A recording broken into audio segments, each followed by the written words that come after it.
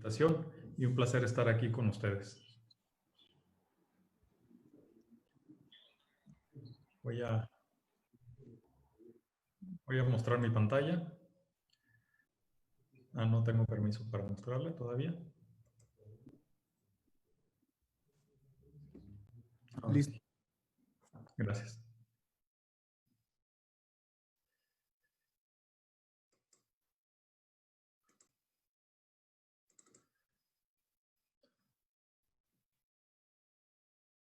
Si alguien me pudiera confirmar, se debería ver la portada de la presentación en pantalla completa.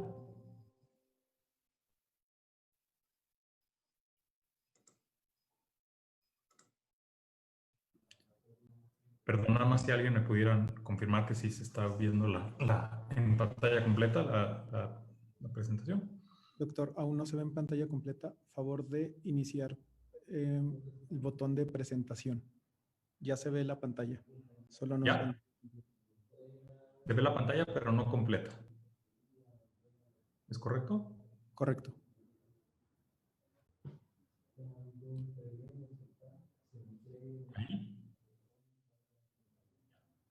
Aún no. Hay un botón en la esquina inferior derecha del PowerPoint. Sí, yo ya lo tengo en pantalla completa en mi computadora.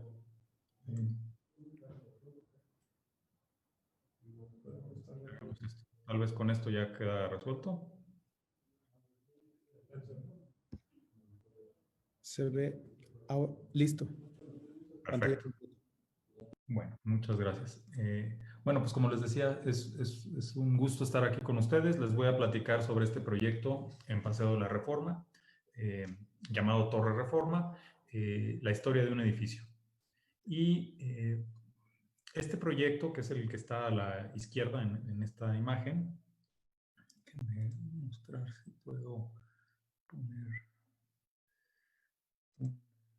Aquí está, un apuntador láser debería ser. Es este proyecto que está aquí, ¿verdad? En ese proyecto nos demoramos más o menos 5 años en el diseño y, 8 años en total de participación, 3 años primero en la fase de diseño y luego 5 años durante la etapa de construcción, en donde, de todas maneras, además del soporte durante la construcción, hubo algunos ajustes o modificaciones por la misma evolución del proyecto, ¿no? Y entonces podrán imaginar que en estos 8 años, pues una gran cantidad de historias y de casos suceden. Y entonces de cariño decíamos en el proyecto que era como una torrenovela. Entonces, haciendo el símil de una torrenovela, ¿verdad? Les voy a presentar primero la introducción, o sea, lo que en un libro vendría siendo el prefacio, el proyecto, lo cual en un libro podría ser la trama, digamos, el equipo que trabajamos en el proyecto, lo cual en una novela y el rato, la casona, que les voy a platicar, que de alguna manera se volvió un conflicto a resolver, las fases de diseño, que sería el plan, la cimentación, que es la gestación del proyecto, los sótanos sería la infancia, la superestructura la adolescencia, una situación que tuvimos con una grúa que les voy a platicar sería una crisis, y la torre hoy donde está. Y como buena, digamos, entidad publicitaria o que hace novelas, también les ponemos otras historias para más adelante, ¿no? Y quiero empezar esta charla con 2 conceptos. Uno de ellos es que hace tiempo hicieron un estudio en una empresa de call center. Sin embargo, creo que se puede extrapolar en donde comparaban el uso de Chrome y Firefox con el de Safari y Explorer, no en el programa mismo, sino en el desempeño de las personas que utilizaban estos programas.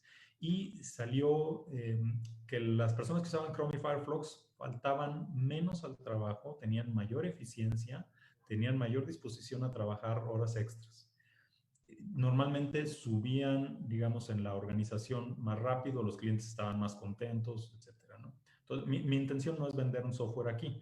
A la derecha están los resultados que veían con Safari y Explorer. Safari y Explorer pues, tendían a faltar más en el trabajo, tenían menos productividad y tendían a centrarse a cumplir sus objetivos, ¿no? Y se preguntaban por qué esta diferencia, ¿no? Y obviamente un software no es que vaya a ser una diferencia. El problema o la raíz de la diferencia es la actitud de las personas. Los programas que están a la derecha vienen preinstalados, es decir, cuando nos entregan una computadora, el iPad, un celular, ya vienen instalados, mientras que los que están a la izquierda hay que hacer algo muy sencillo, bajarlos, pero hay que hacerlo, hay que instalarlos, ¿verdad? Que no es una situación muy complicada, hay que instalarlos y hay que usarlos también porque el predeterminado es el otro. Entonces, justo la conclusión es que más que el software en sí era la actitud, ¿no? O sea, si nos quedamos con lo preinstalado, ¿verdad? Entonces, normalmente caemos en poca creatividad y conformismo. Pero si tenemos el instinto de preguntarnos, ¿verdad? ¿Habrá una mejor forma de algo, ¿verdad? Entonces rechazamos las cosas predeterminadas y normalmente encontramos soluciones más interesantes.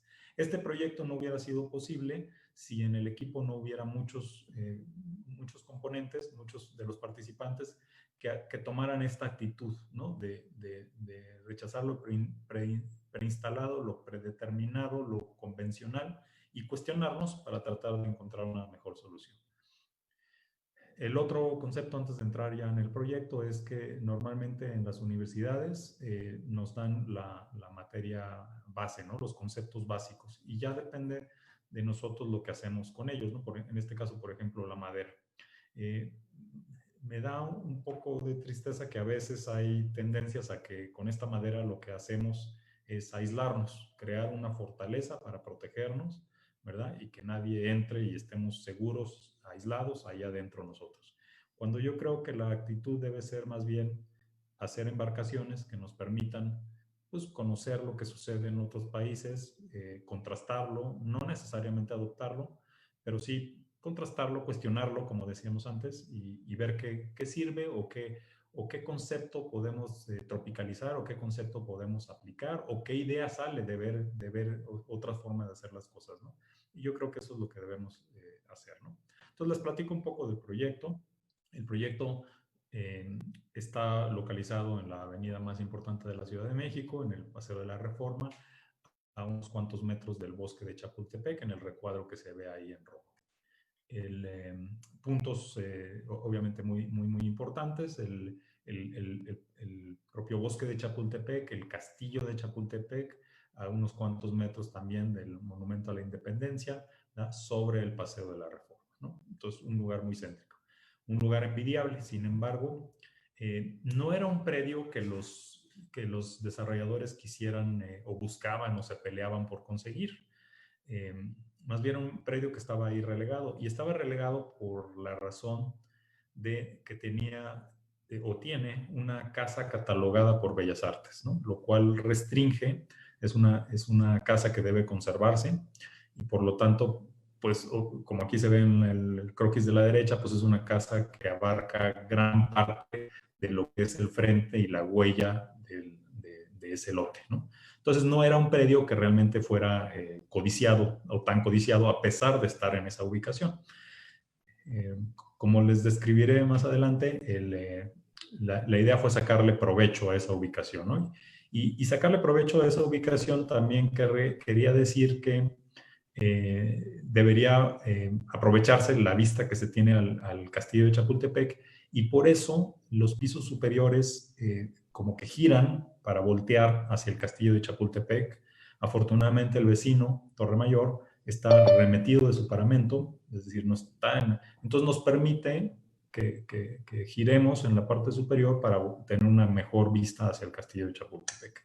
El recorte en los pisos superiores se debe a que hay una restricción en la Ciudad de México de como 2 veces y media el ancho de la calle es la máxima altura que se puede construir. Sin embargo, si uno se remete, puede construir el doble de lo que uno se remete, ¿no? Es decir, si uno se remete 1 metro, puede construir 2 metros más alto.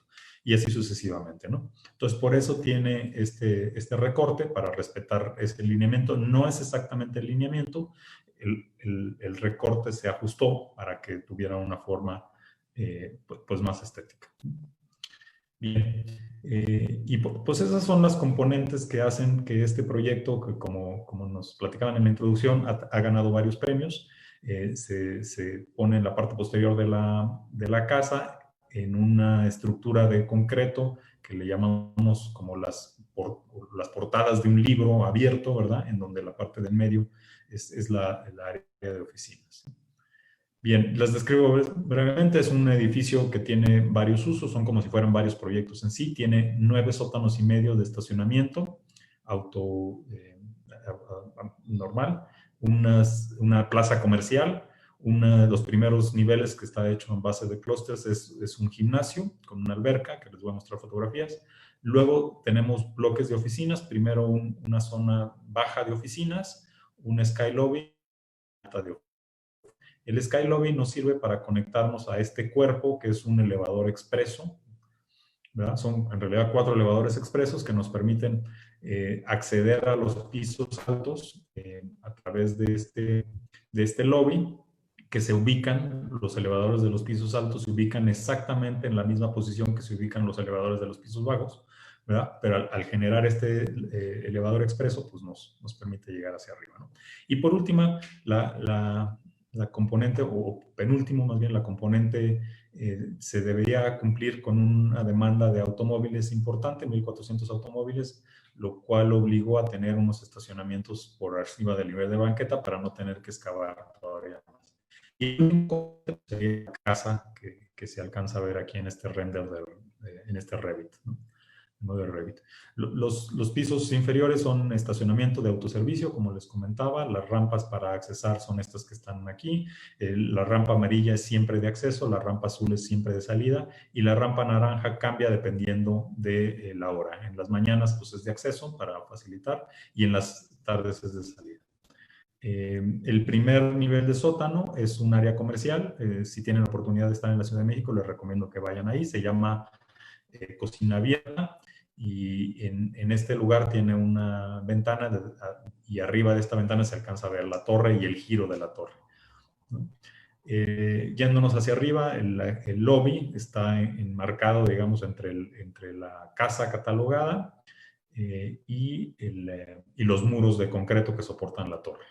Esta es una planta arquitectónica en donde se alcanza a ver la huella de la calle. La Reforma estaría a la izquierda, ¿verdad? Y como tenemos aquí las diagonales que conforman la fachada de la estructura y estos 2 pastas de libro abierto, ¿verdad? Con un muro adicional en diagonal que permite delimitar la zona de servicios, de comunicaciones verticales, ductos, baños, escaleras de emergencia, etcétera, de la zona rentable, ¿no? Si nos vamos hacia arriba, como les comentaba, los primeros niveles tienen un gimnasio, que aquí se alcanza a ver un render, ¿verdad? En los demás niveles está acomodado en clústeres de 4 pisos. En estos 4 pisos hay cada 3 pisos están comunicados entre sí. Hay un piso que está, digamos, independiente, pero los otros 3 pisos están comunicados entre sí con un gran atrio de 3 niveles y puentes que comunican el área de servicio con el área rentable. Llegando al Sky Lobby tenemos un auditorio colgado. El auditorio y debajo de este auditorio tenemos salas de junta. Es un esquema que se está viendo como muy conveniente en edificios de oficinas porque por el costo de la renta y no es a veces conveniente o no es eficiente tener una oficina dedicada 100% del tiempo que realmente no se usa el 100% del tiempo. Entonces hay espacios de oficina comunes que se pueden rentar, ¿verdad? Y entonces pagar solamente la renta del tiempo que se utiliza esa oficina que está en este nivel del Sky Lobby. Nos vamos hacia arriba y el esquema es el mismo. Aquí se alcanza a ver una sección transversal en donde espero se entienda un poco más esta convivencia de los 3 pisos que están comunicados con este atrio, ¿verdad? Con una armadura que les voy a describir en un momento más para poder generar estos pisos colgados de este lado, ¿verdad? Y un piso independiente. Nos vamos continuando hacia arriba y es el mismo esquema, simplemente pues se va recortando por la restricción de altura que les comentaba. El siguiente cuerpo es el elevador expreso, que como les comentaba, alberga estos 4 elevadores, ¿verdad? Que en el lobby uno los toma para llegar a este nuevo espacio en donde toma ya los elevadores que lo van a llevar a los pisos subsecuentes, ¿no? Del piso 29 en adelante. Esta es una estructura en sí porque para buscar eficiencias, digamos, el agua no se bombea hasta la azotea, hay un tanque elevado acá en la azotea, pero también tenemos un tanque elevado como remate de este cuerpo, precisamente para no tener que bombear hasta la azotea a 246 metros de altura el agua que necesitamos para el gimnasio, ¿no? O para las oficinas estas que están inmediatamente abajo, ¿no? Entonces se buscó ese tipo de eficiencias. Hay también una subestación eléctrica para cambiar, para buscar también que la transmisión de la energía sea en media tensión y luego ya se baja a baja tensión en los diferentes clústeres. Bien, el último componente es el edificio robotizado. La idea es que aquí uno deja su automóvil en el lobby. Vamos a suponer que este es nuestro automóvil. El robot escanea para verificar que no se quede nadie en el auto y entonces le asigna un lugar, lo archiva, lo sube con unos elevadores, son 4 elevadores, y en planta, digamos, lo sube. Aquí se alcanzan a ver 2 de los elevadores y en este otro espacio se alcanzan a ver otros 2 elevadores con estas charolas que reciben el auto del elevador y lo colocan en la posición asignada para archivarlo, ¿no? Aquí vamos a ver cómo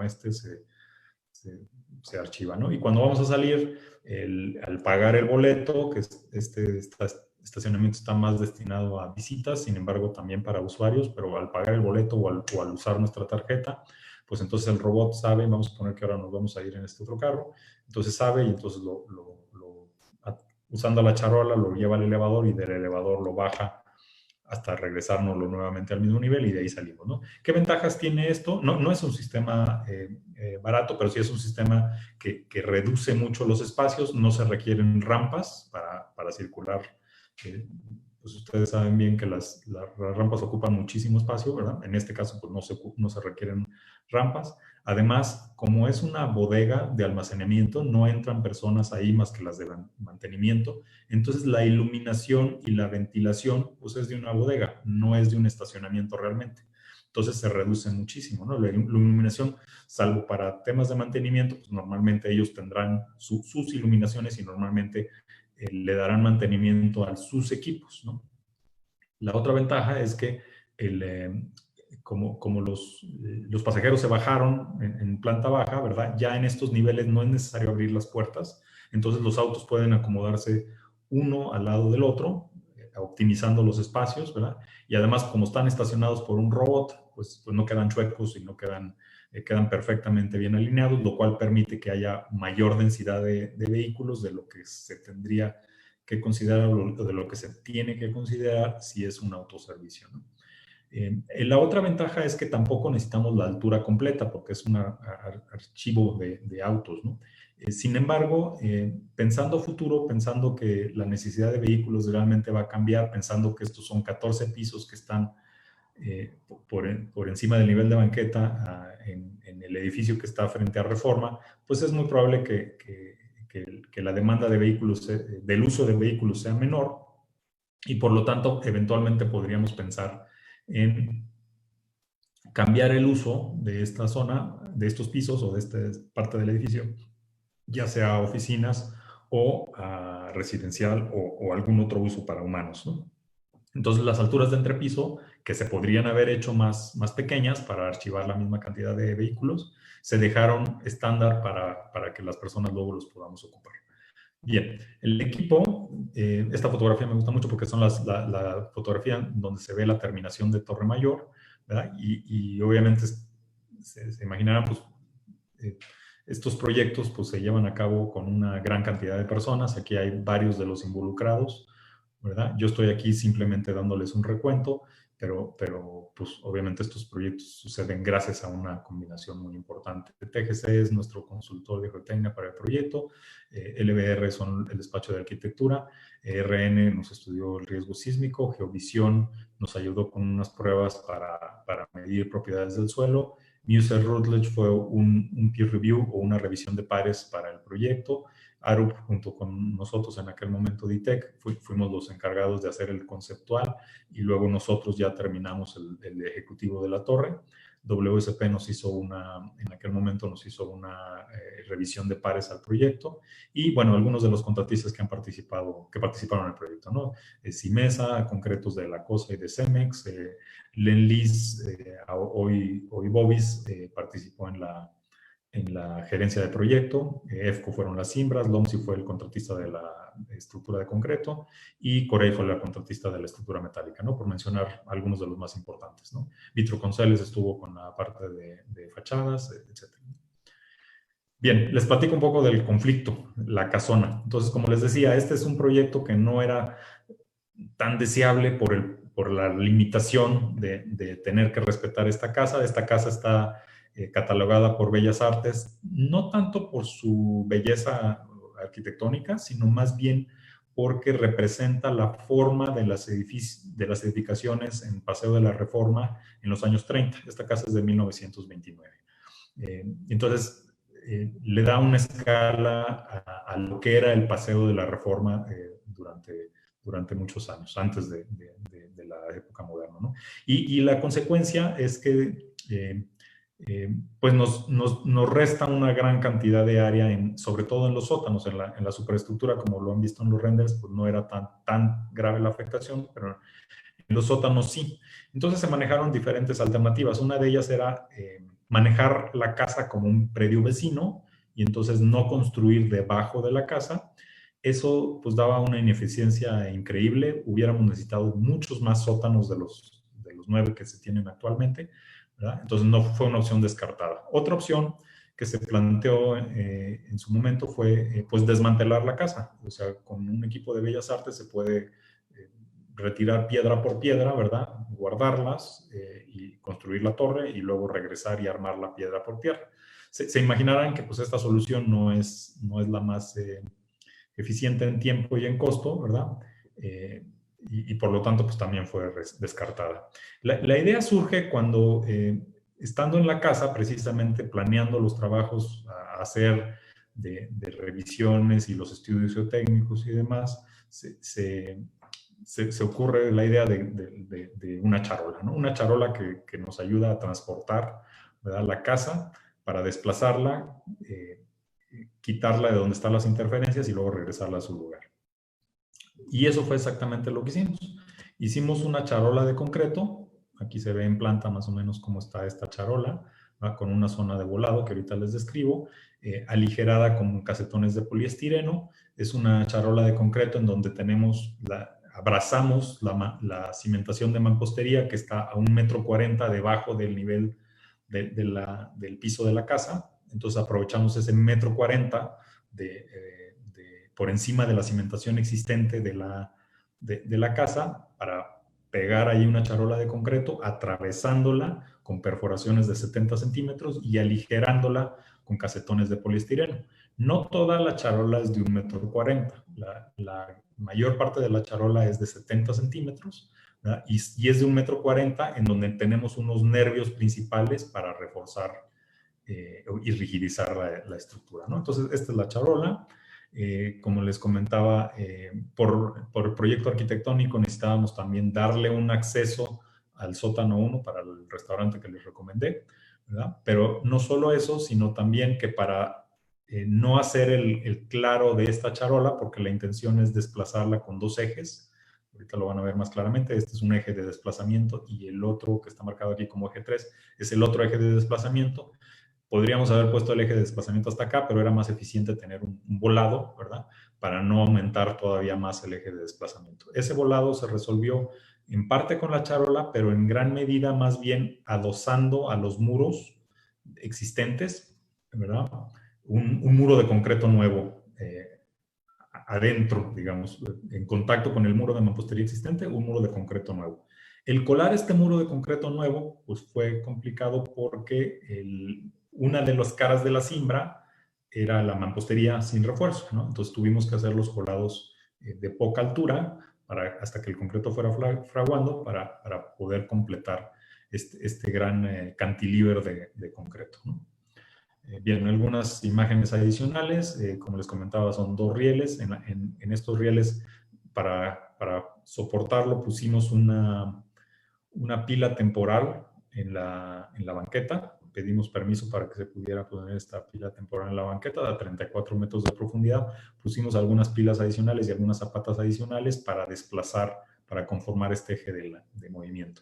En los puntos intermedios se colocaron 2 armaduras principales, una armadura en esta zona, como de 8 metros, y una armadura de 16 metros en esta otra, ¿no? Esta armadura de 16 metros, aquí se ve cómo se está colocando debajo de la charola en 2 pedazos. Les pido que recuerden esta imagen porque la vamos a ver más adelante de nuevo, ¿verdad? Porque parte de las cosas que tratamos de hacer en el proyecto es reutilizar estos elementos que eran temporales, pues varias veces, ¿no? Entonces nos van a servir estas grandes armaduras de 16 metros, nos van a servir en otro acomodo para hacer la prueba de carga que les comentaré más adelante. Bien, ya teniendo las 2 líneas, entonces se le llamó a una empresa inglesa que se llama Ale Heavy Lift. Ellos son especialistas en mover estructuras de gran peso, ¿verdad? Y entonces nos ayudaron a mover la casa, ¿no? En la charola le dejamos estas salientes, estas 2 ménsulas metálicas que están ahogadas dentro de la casa, aquí se alcanzan a ver, y en cada una de estos pares de ménsulas se coloca este esquí. Estos esquís, para que tengan una idea más clara, aunque aquí se alcanza a ver la escala, son de 5 metros de largo. Entonces imagínense un vehículo más o menos, un poquito más largo que un vehículo, y cada uno de estos 6 esquís tiene 2 gatos. Cada uno de estos gatos, que aquí se alcanza a ver un poquito mejor, cada uno de estos gatos es capaz de tomar 500 toneladas de carga. Entonces, como están en pares, en cada posición, ¿verdad?, tendremos la capacidad de tomar hasta 1000 toneladas. La reacción más alta sí está en esta zona de la casa, en donde está el volado, ¿verdad? Y en donde está la armadura más larga. Y estamos llegando casi a las 1000 toneladas. Para darles números generales, la casa pesa 1500 toneladas y la charola que pusimos de concreto pesa otras 1000 toneladas. Entonces acabamos moviendo 2500 toneladas, 18 metros hacia atrás, ¿verdad?, para permitir los trabajos que se desarrollaron enfrente y luego regresar la casa a su posición original. ¿Vale? Como estos esquís corren sobre estos rieles metálicos que tienen unos pads de teflón, ¿verdad?, que permiten que haya que se mueva más fácilmente. Estas ménsulas les llamábamos las Cleopatras porque nuestra mente estaba cómo se transportaba la Cleopatra en su momento, ¿verdad? Entonces tenían pues estas salientes, digamos, que venían siendo similares a estos, ¿no? Y una serie de personas moviéndolo, ¿no? Entonces la historia se repite pues la reina, la casa, ¿verdad?, es transportada por una serie de gatos hidráulicos en esta ocasión, ¿no? Bien, les muestro algunas de las fotografías para que sea más claro. Esta es la armadura de 16 metros, vista desde abajo, vista desde arriba, ¿no? Algunas de las tomas laterales de la armadura más pequeña también. Algunas tomas del proceso de colocar estos esquís, bajar la charola.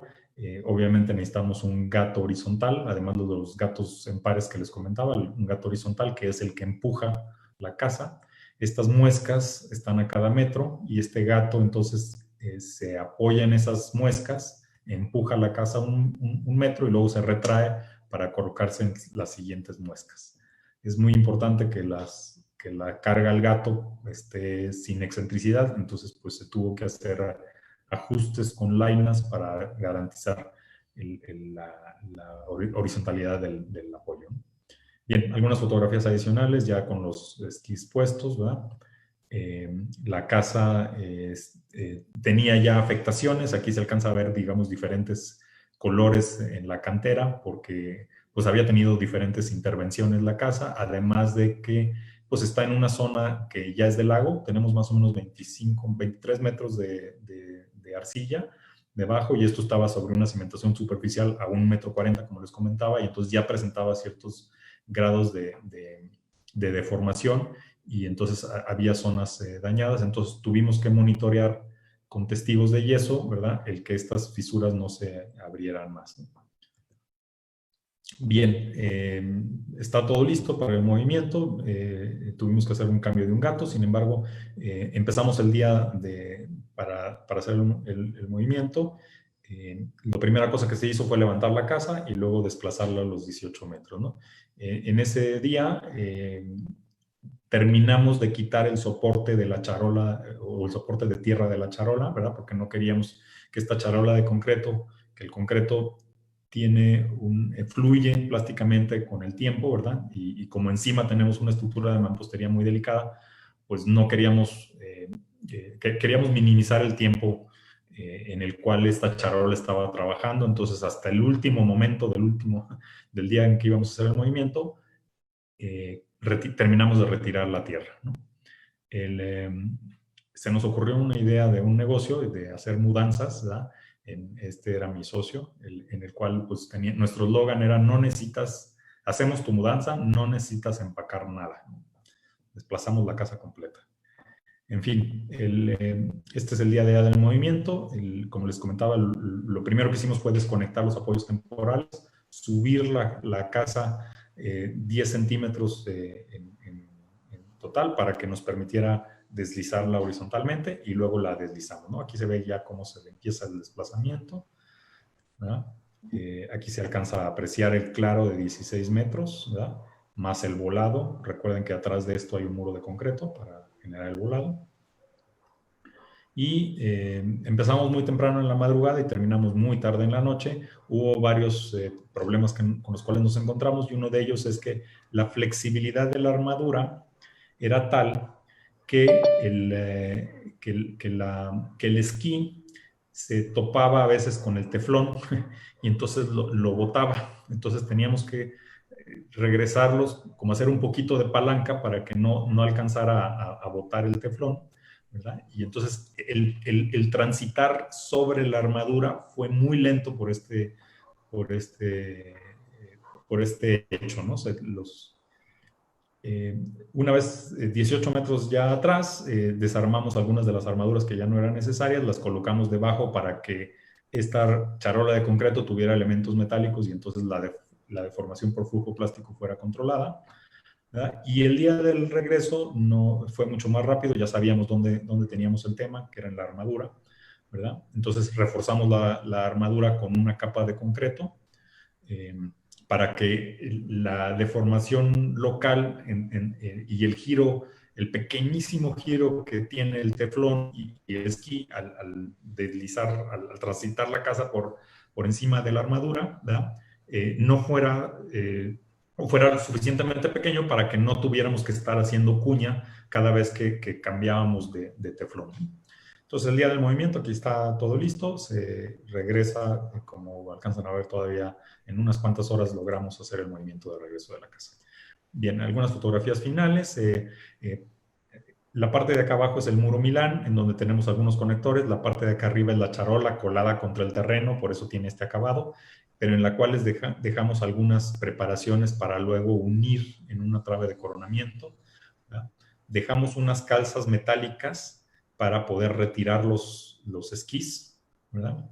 Y apoyamos la charola en estas calzas metálicas temporales, ¿verdad? Para poderla colocar, ¿no? Y aquí está la casa de regreso en su posición original. Obviamente entre la calza metálica y la de concreto, pues utilizamos un grout para rellenar. Conectamos las partes de las charolas ya a los muros Milán. Aquí se alcanzan a ver, ¿verdad?, cómo está la conexión para evitarnos o reducir más bien la deformación continua del concreto, ¿verdad? Y esta es la casa como quedó finalmente. Habíamos dejado hasta el final un remanente de esta armadura de 16 metros. Sin embargo, ya en la última etapa se quitó totalmente, y hoy, si visitan el lugar, pues tiene una placa aquí en la esquina en donde hay alguna información general de lo que les acabo de comentar, porque uno, si no estuviera esa placa, pues no alcanzaría a ver la historia de todo lo que pasó, ¿no? También les platico normalmente como anécdota que este proyecto, el domicilio fiscal oficial pues es la casa, es Reforma 483, si no me equivoco, y entonces no es un proyecto de construcción, es un proyecto de ampliación. Entonces a la casa de 2 pisos le agregamos 57 pisos y 9 sótanos, ¿no? Creció un poquito la familia. Las fases de diseño, como todo proyecto, estos proyectos no son de inmediato, tienen un tiempo en el cual se desarrollan y nos gusta seguir la división que a veces usan la Asociación de Arquitectos en Estados Unidos, en donde se divide un diseño conceptual, que luego pasa a un diseño esquemático, a desarrollo de diseño, a documentos de construcción y finalmente al seguimiento de la construcción. Entonces, no brincamos directo a documentos de construcción, ¿no? Sino hay una evolución. Los colores, pues, no son aleatorios, ¿no? O sea, es un proyecto que empieza verde y cada vez se va madurando, ¿verdad? Hasta llegar a un proyecto. En términos artísticos, digamos, estas son imágenes, salvo la última, son imágenes de Picasso, en donde pues en todos los casos es un toro, ¿no? Todos los clientes nos dicen, no, pero yo siempre te dije que era un toro, ¿verdad? Pero vamos partiendo el avance y vamos modelando o vamos precisando cómo es este toro, ¿no? O este edificio, ¿no? En términos de la estructura, se estudiaron muchos ejemplos, ¿no? Por ejemplo, pensamos constructivamente era más eficiente tener un core de concreto más pequeño y luego unos brazos metálicos. Sin embargo, arquitectónicamente habría la necesidad de colocar unos precolados, entonces financieramente pues no tenía mucho sentido. Era más eficiente lo que finalmente acabamos haciendo, que fuera muros acoplados, ¿no? Otro de los temas que se investigaron en su momento era diferentes estructuraciones para la fachada, ¿no? Esta primera que se alcanza a ver aquí, pues es muy ingenieril, ¿no? Estábamos cargando cada X número de pisos, sin embargo, no. Y fuimos como trabajando en conjunto con el arquitecto para llegar a diferentes configuraciones para finalmente llegar a esta que es la penúltima, digamos, que es la que se usó, ¿no? En donde hay un balance entre pues eficiencia, seguridad y vistas. Y en la cimentación estamos, como les comentaba, en la zona de transición. Tenemos 23 metros de terreno blando. Aquí están algunas de los equipos de muestreo, ¿verdad? No voy a entrar en mucho detalle en esto porque esta es una fotografía que sí me gusta poner porque estamos en más o menos a la cota menos 32, en donde se alcanzan a ver aquí la arcilla con sus diferentes intercalaciones de materiales, ¿no? Cómo fue construida. Se hicieron varios sondeos. Esta fue la primera campaña de exploración. Fueron 6 tipos de... Se contrastaron uno con otro para finalmente llegar a una tabla como esta, en donde cada bloque horizontalmente son los estratos, ¿verdad? Y las columnas son las propiedades que se utilizaban. ¿Por qué? Porque tenemos una combinación de cargas muy diferente, ¿no? Tenemos al frente una carga de 2 pisos, en lo amarillo una carga de 57 pisos, en lo azul una carga de 14 pisos y en lo moradito una carga de 9 pisos. ¿Sí? Entonces, la primera solución propuesta por Aro fue utilizar 195 pilas. Sin embargo, pues decidimos mejor hacer 2 pruebas de carga porque pues, tenemos todos estos muros de pila que podrían trabajar, ¿verdad? Se hicieron estas pruebas de carga. Aquí recordarán la imagen que les comentaba, ¿verdad? Estaba previsto tomarlas o cargarlas a 1,600 toneladas. Son 2 gatos de 1,000 toneladas cada uno de ellos. Lo que se alcanza a ver en negro aquí es el marco de reacción. Abajo, imagínense, aquí se alcanza a ver abajito está la pila, ¿verdad? Y arriba es la armadura que les comentaba antes, ¿no? La armadura, antes de seccionarla para pasarla a mover la casa, la utilizamos para hacer estas 2 pruebas de carga. Aquí está posicionado en una de las pilas. La otra pila se alcanza a ver aquí con los cables de instrumentación, ¿no? Entonces, cuando terminamos de hacer esta prueba, pasamos la armadura a esta otra posición y empujamos la pila hasta llevarla a la falla. Otra imagen general de la prueba de carga. Eso nos permitió que la cimentación se eliminaran absolutamente todas las pilas y lo único que hicimos fue jugar con la profundidad de los muros pila, hasta 60 metros de profundidad. Las que están en color como amarillo son de 48 metros, el resto están a 60 metros de profundidad, ¿no? Y me voy a brincar un poquito de estas gráficas para avanzar más rápido. Se hicieron unas revisiones de asentamientos, eso son lo que muestran las gráficas. Se hizo una losa de cimentación de 2.25 metros de altura, o sea, aquí lo que estamos viendo es la parrilla superior arriba de la cabeza de esta persona y la parrilla inferior acá abajo, para que pudiéramos ligar toda la estructura. Este se vuelve un concreto masivo, entonces tuvimos que estudiar también que la temperatura del concreto nunca excediera los 70 grados centígrados y las temperaturas tampoco excediera los 20 grados centígrados. Para asegurarnos de eso, lo que hicimos fue unas pruebas en sitio, mezcla en 28 días, 56 días, quitando un poco de viento y poniendo ceniza volátil, ¿no? Un poco más en la resistencia, pero generamos calor de hidratación. El sótano, para describir el proceso Down, en donde estudian las deformaciones, momentos y cortantes, conforme vamos quitando un pedazo de tierra, poniendo un quel, quitando otro pedazo de tierra, poniendo otro quel, entonces esto va generando momentos importantes. Estamos hacia abajo quitando tierra y eso pues, nos da al final del día, ¿verdad?, un envolvente de deformaciones en los muros Milán y de momentos y cortantes en los muros Milán que debe ser considerado en el diseño.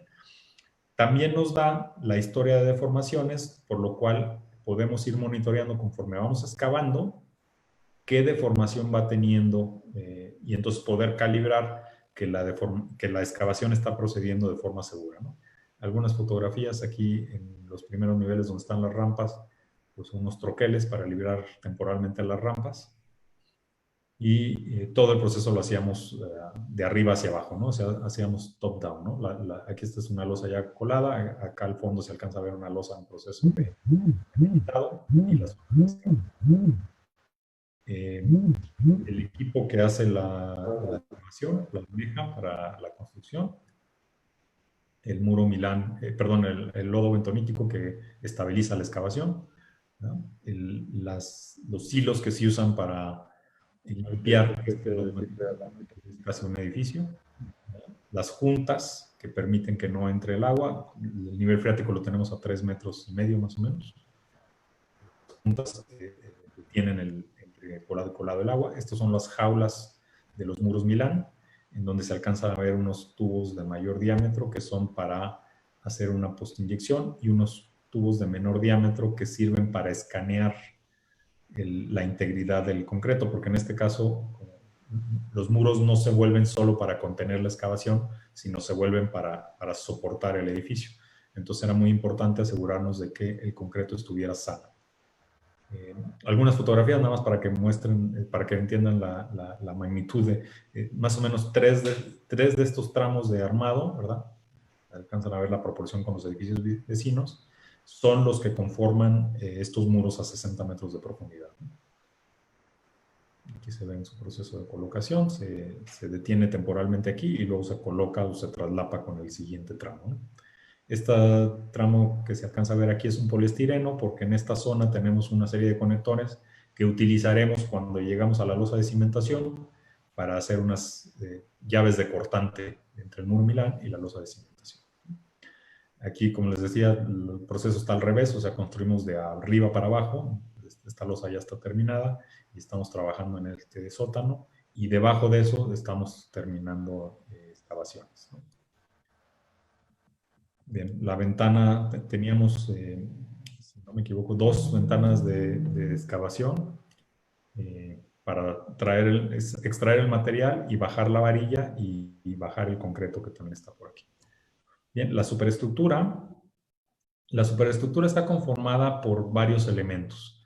Uno son los muros de concreto, los 2 pastas de este gran libro, como les comentaba, más el muro en diagonal, ¿verdad? Forman una parte de un tubo. Y en la parte final del tubo lo integramos por 2 grupos de diagonales, unas diagonales que bajan cada 4 pisos, cada clúster, hasta la cimentación.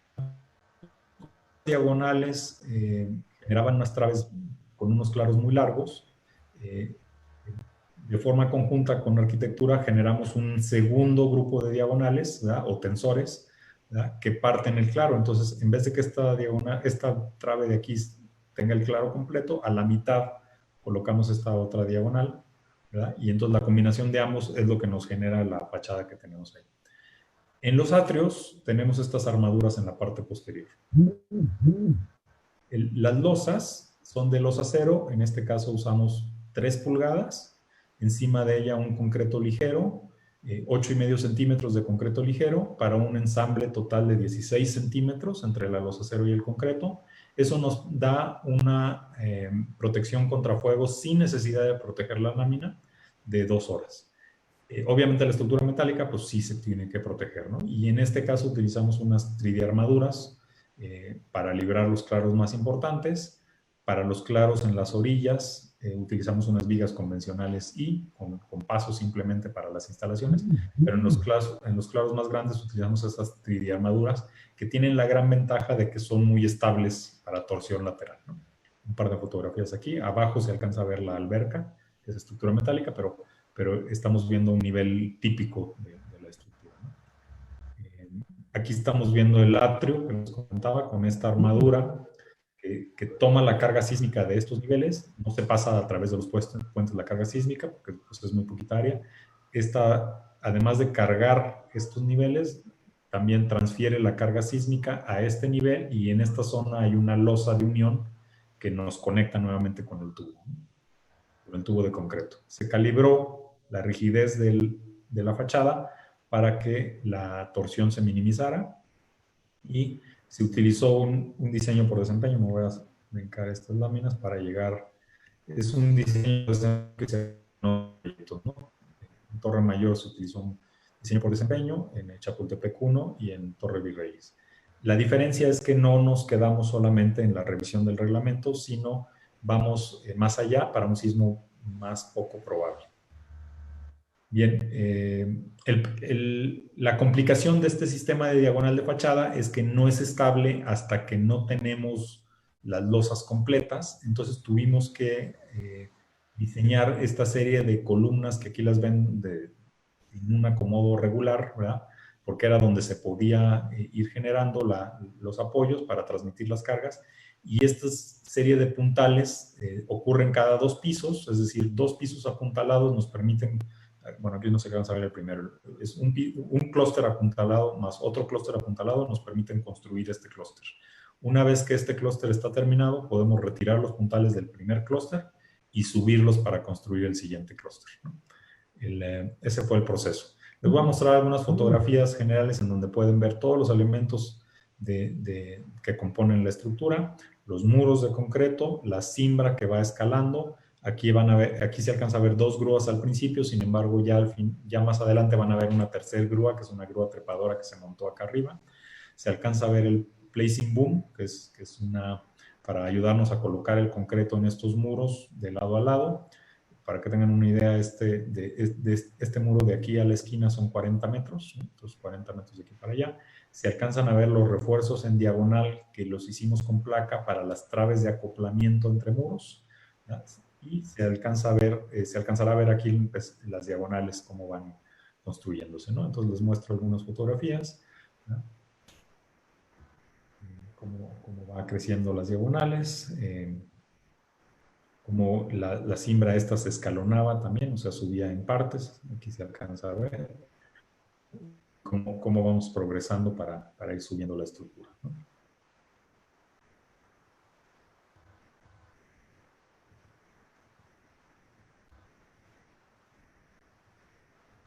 Bien. Aquí ya se alcanza a ver la tercera grúa. Algunas imágenes. Estos son los apoyos temporales en el lobby. La alberca metálica, los apoyos temporales en el nivel de esta doble altura. ¿No? El muro de concreto, aquí se alcanza a ver la trave de acoplamiento ocurre aquí. Esta zona de acá le llamábamos el Tetris. Es simplemente para disimular la ventana. Este es el Tetris cimbrado. ¿verdad? En el proceso aquí de construcción, la estructura metálica. Uno de los grandes retos es que necesitábamos que ambos contratistas, el de concreto y el de estructura metálica, fuera avanzando más o menos en forma pareja, porque ninguno de los dos sistemas es estable por sí mismo, depende del otro. En fin, algunas fotografías. Como les comentaba, en las traves de acoplamiento utilizamos estas placas metálicas porque hacerlo con varillas nos generaba mucho congestionamiento.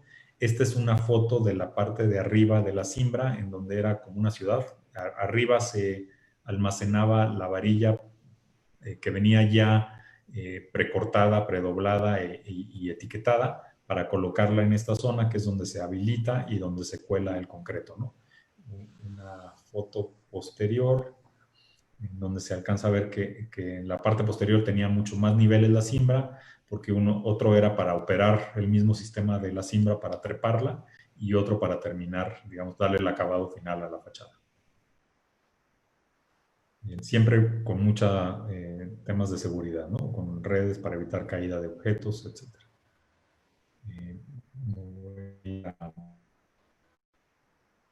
En el lobby tuvimos que utilizar estos tubos de designación de petroquímica, porque los tubos que normalmente utilizamos para estructuras no tienen el suficiente calibre, entonces se utilizó la designación de petroquímica en este primer nivel. Ya en los demás niveles porque ya están arrastrados, ya no están aquí es como una cuádruple altura, no sé, el arrastramiento pues era muy poco, ¿no?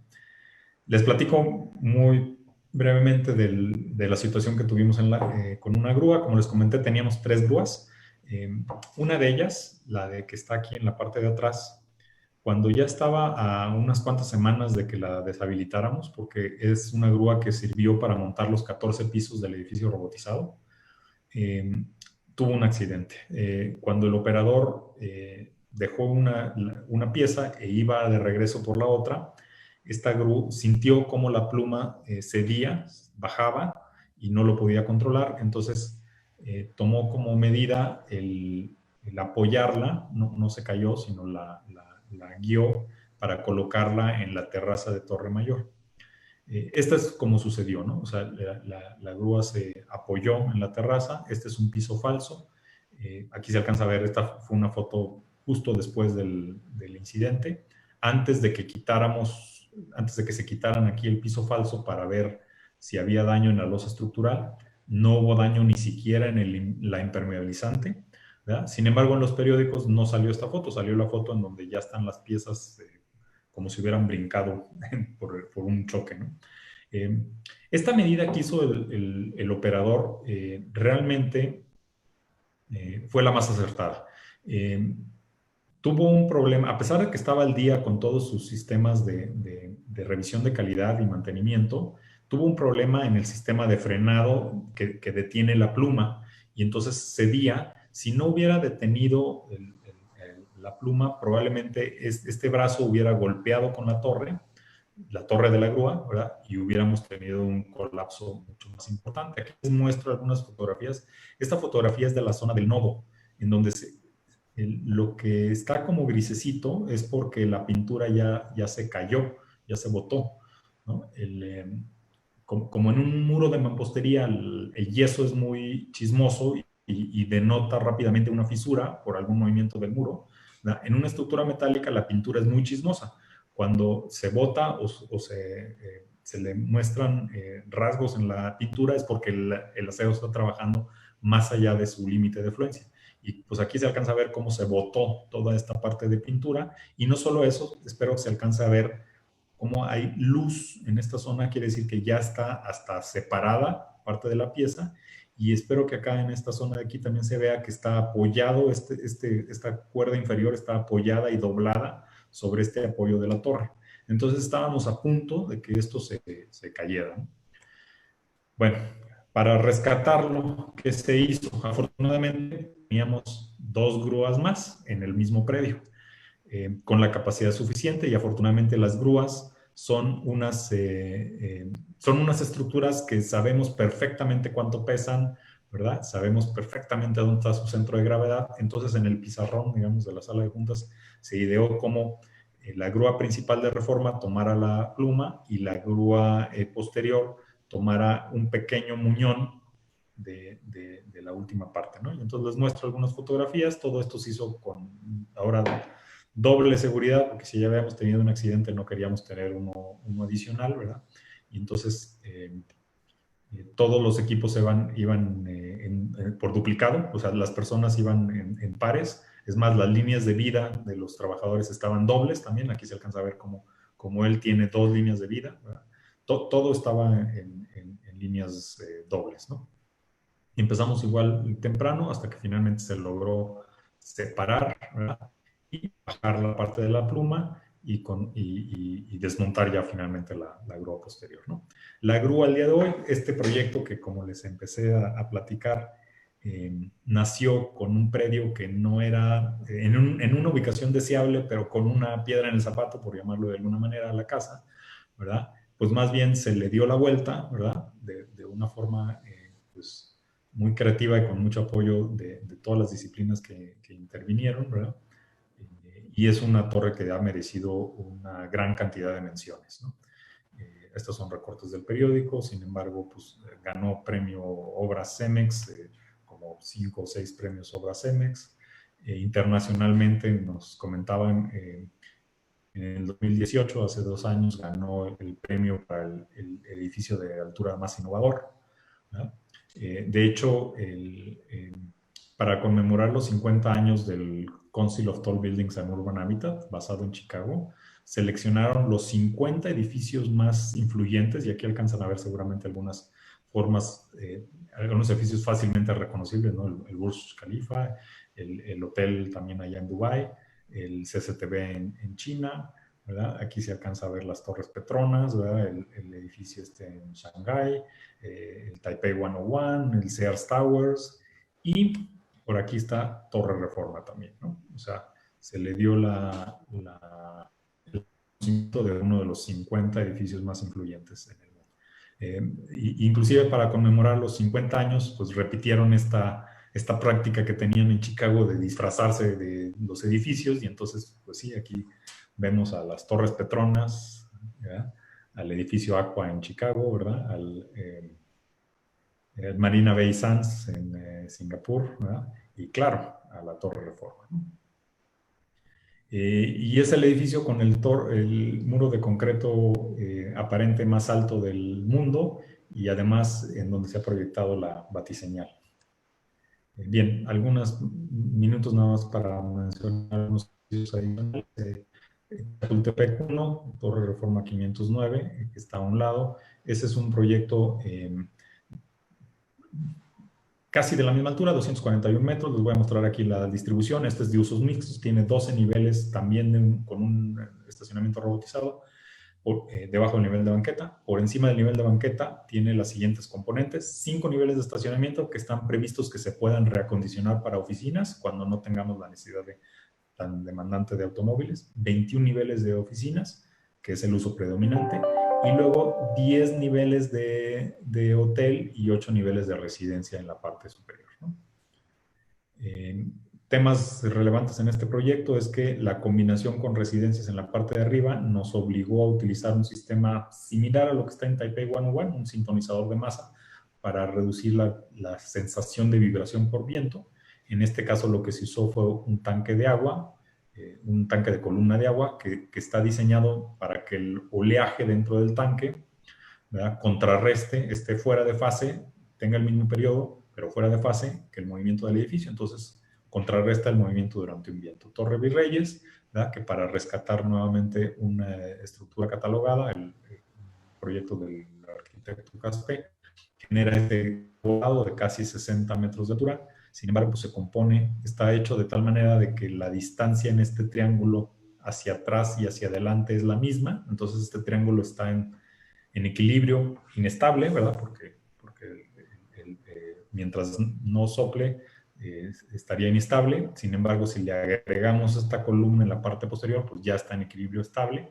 Pero no solo eso, si le agregamos este triángulo azul clarito como un lastre, entonces en lugar de tener la tendencia de girar hacia el cantilever, pues tiene como un contrapeso en la parte posterior, lo cual nos permite que este elemento que estabiliza, pues no entre en tensión, sino siempre esté en compresión.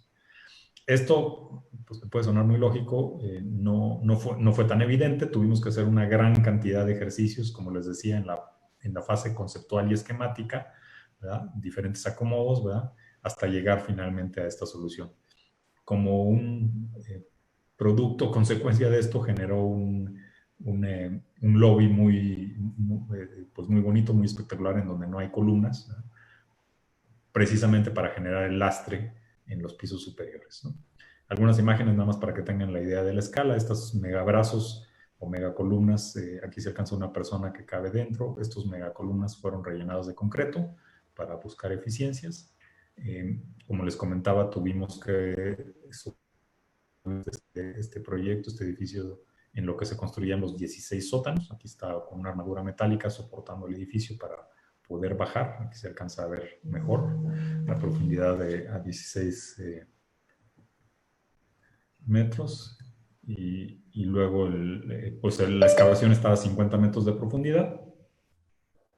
Y tenemos, si hacemos el recorrido completo de estos 16 sótanos, recorremos 2,5 kilómetros, entonces se puede hacer una carrera de 5 kilómetros viendo el sótano, ¿no? El sistema estructural incluye un núcleo de concreto y el núcleo de concreto es autoportante y estable, de tal manera que algunos creían que el edificio era esta pequeña huella y reclamaban que por qué con la vista tan espectacular al bosque de Chapultepec tenía ventanas tan pequeñas, pero en realidad pues lo que pasaba era que el núcleo se fue tan rápido, ¿verdad? Y la estructura metálica pues fue luego construyéndose hacia arriba, ¿no?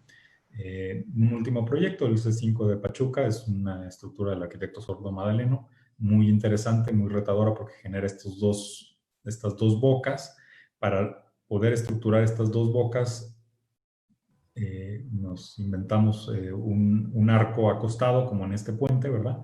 Para generar en las dos bocas, en la parte frontal y en la parte posterior, y lo que... y nos da estabilidad y nos da simetría, ¿no? Doctor, andamos ya sobre el tiempo.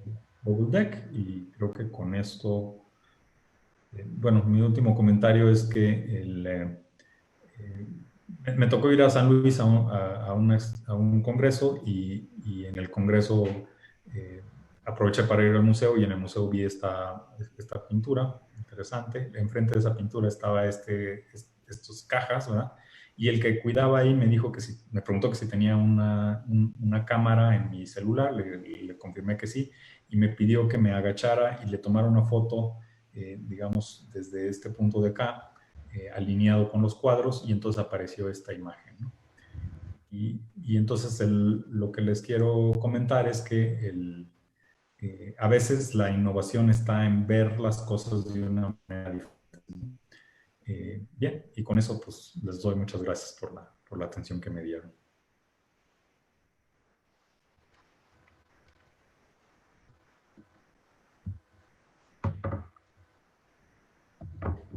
Muchas gracias, doctor. Una excelente exposición que claramente hizo evidente todos los retos que ese majestuoso edificio tuvo que enfrentar. Desgraciadamente, al inicio de su presentación, yo iba a hacer pues una lectura breve de su amplio currículum. Sin embargo, tuvimos por aquí un problema técnico. Las máquinas no tienen palabra, y menos cuando estamos en una situación como esta, que estamos pues experimentando el manejo de nuevas tecnologías.